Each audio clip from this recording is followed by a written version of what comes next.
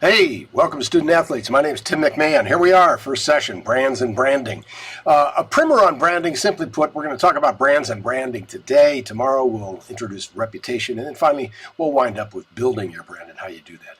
Here's a little word puzzle for you. What do you think that means? Yes, it is brand. When we sort it all out, we have a very clear understanding of what it is. A strong brand aligns internal beliefs with external perceptions.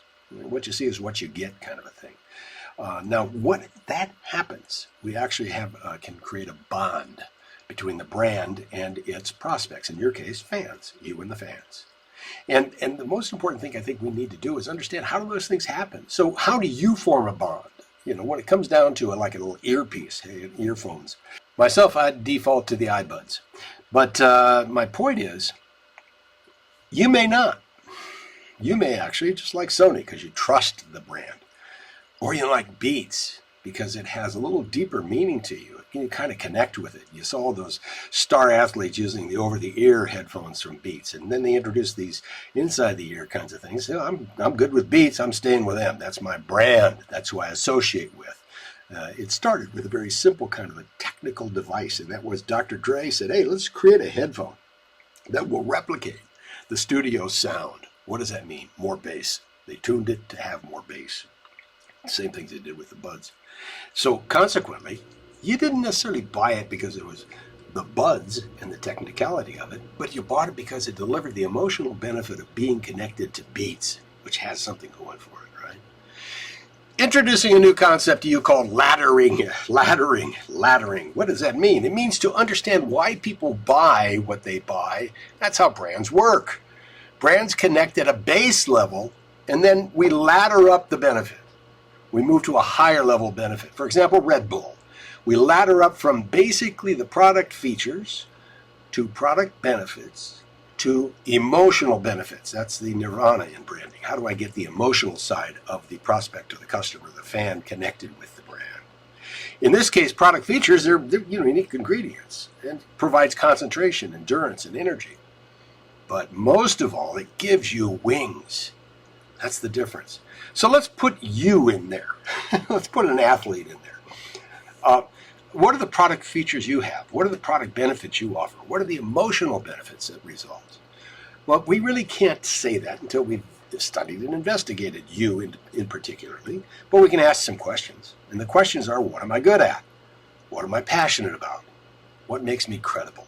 We'll get into that in a second here, but essentially what we're trying to understand is the way that brands happen. In this case, here's a sleepy guy who needs to be woken up, and he's going to use Red Bull. And Red Bull is really the market leader, always really has been, and they get more money for their product, by the way, and they sell a ton of it. Now, how do they do this? Well, they did it through a real clever kind of a brand communication package of extreme sports and all kinds of things that people do to really have wings, if you might say. Felix Baumgartner, for example, free fell from the edge of the earth, brought to you by Red Bull, live on TV way back in the day. What does Red Bull promise? I've given away the secret here. It gives you wings. That's the emotional benefit. That's what we encapsulate the emotional benefit is through give you wings. So if we think about that and Red Bull having an emotional benefit, what would yours be? So we think about emotional benefits being the nirvana, where we want to be. How do we ladder up? Well, simply put, we're going to give you an assignment today, and you're going to have to complete this. It's your personal brand assignment, answering those questions we kind of led off with before. What am I passionate about? What am I good at? What gives me credibility? So a little bit about brand DNA, the extension of who you are and what you stand for. It requires introspection, discernment. You need to know yourself. Only then can you have a framework for decision making on your brand development, like we talked about in the opening video yesterday. I need to have a framework that I can kind of decide what I'm going to be involved in and what I'm not. Where are the opportunities to partner with brands? Just open space. What does it look like? Well, let's look at Red Bull for a second. This is a real place that people might want to partner. Why? Because of who they are. But moreover, there's lots of players in this field. Red Bull stands out, but most recently somebody redefined the category, introduced a new value proposition. The category was energy drinks. The target was men. The appeal was ego, testosterone. And along comes Celsius. And I bet some of you actually have switched to Celsius. Celsius obviously has been very successful. It's moved up in market share. It has a very unique market category position. How did they do that? Well, they basically redefined the category. They said that as a result, 38 million of the $100 million growth in the energy sector category in 4 weeks, April 22nd ended, came from Celsius. Powered by this gender-neutral approach, not male testosterone, that had been known for ego-driven, extreme sports-laden marketing, like we saw with the entire Red Bull thing. Well, what happens is that Celsius relies heavily on influencer marketing with some 1,500 brand ambassadors, including popular fitness instructors, like we talked about in the opening video. It's that credibility bunch down at the bottom of the pyramid. Hundreds and hundreds of, maybe even thousands, hundreds of thousands of folks that are operating at the lower end of the influencer pyramid.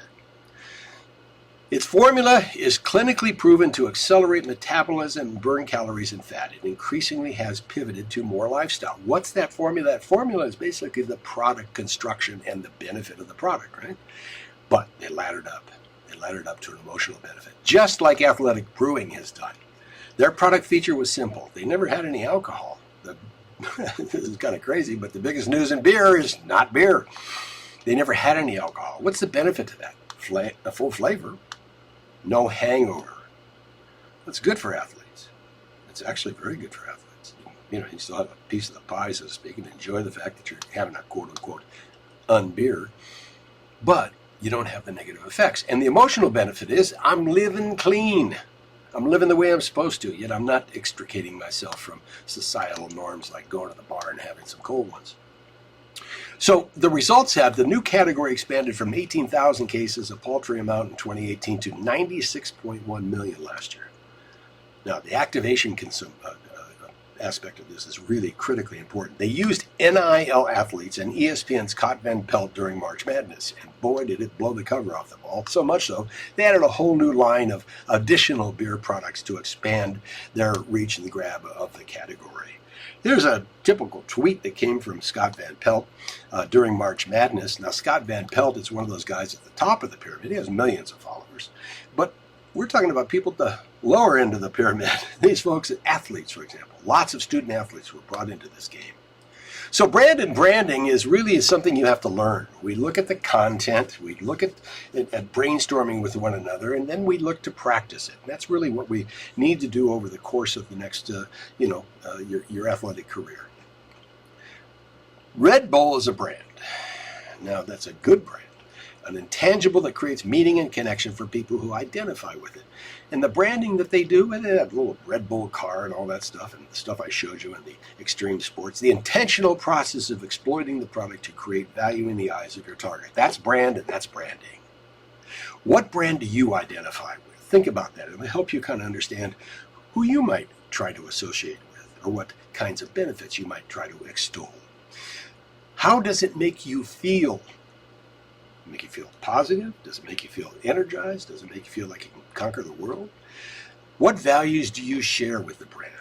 Do you feel like the brand cares about the world? It cares about what happens? Is that you?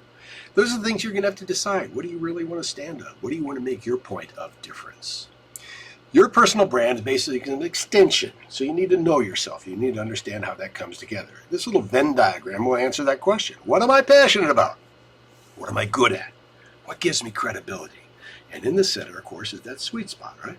That's where we try to go. It's where our brand will be most successful. So, that's what you've got. That's the exercise for this week. It's available on Blue Line, and you can see it under the little package there of worksheets. This is what it's all about. Fill that out, get it done. Little going away note here. You might be hungry, and you might want one of these. When you really, truly brand, you're able to actually capture a word that means something. Now, here's 4 words. You can probably easily capture the idea of what I'm getting at here, and that is, where do these words line up? What's McDonald's about? What's Taco Bell? What's Subway? What's Chipotle about? Try this on for size. That's about where you would have landed, isn't it? McDonald's is consistent, Taco Bell is late night, Subway is fresh, and Chipotle is healthy. That's an example of how we actually find strong branding really works, when you can capture a word that synopsizes the whole meaning of your brand. Brand identity is about associations. Last thing I'll leave you with, this is a guy, an old feller like me. He's passed away, but he did say, you don't need to be considered just the best of the best. You want to be considered the only one who does what you do. Jerry Garcia from the Grateful Dead. Okay, that's personal branding. See you around campus and see you tomorrow. Thanks.